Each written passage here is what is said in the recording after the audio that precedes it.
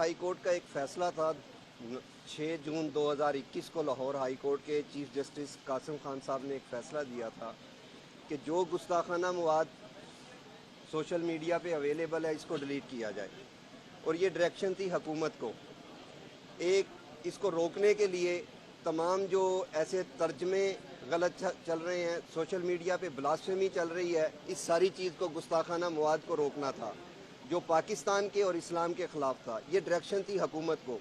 اور یہ ڈائریکشن پاکستان کے آئین اور قانون کے عین مطابق ہے۔ پاکستان کا آئین اور قانون بھی یہی کہتا ہے کہ ایسا ہر مواد جو نبی صلی اللہ علیہ وسلم، اسلام اور پاکستان کے خلاف ہوگا اس کو روکا جائے گا، اور یہ حکومت کی ذمہ داری ہے، یہ کسی فرد کی ذمہ داری نہیں، یہ حکومت کی ذمہ داری ہے۔ یہی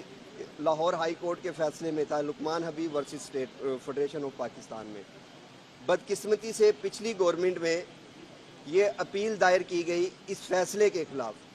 اور اس کا بڑا عجیب سا مطلب نکل رہا تھا کہ حکومت کیا چاہتی ہے، ہمیں سمجھ نہیں آ رہی تھی۔ ہم نے حکومت سے بھی رابطہ کیا، عدالت میں بھی آئے اور سارے معاملات دیکھے، ہم نے اپنے جتنے مذہبی قائدین تھے ان سے بھی رابطہ کیا، اور آپ دیکھ رہے ہیں کہ 2 ایکٹیو جماعتوں کے جو مذہبی قائدین ہیں وہ اس ٹائم بھی عدالت سے باہر ہمارے ساتھ موجود ہیں۔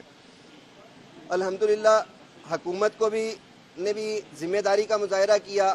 اور یہ بات روز روشن کی طرح یہاں ہے پاکستان کے اندر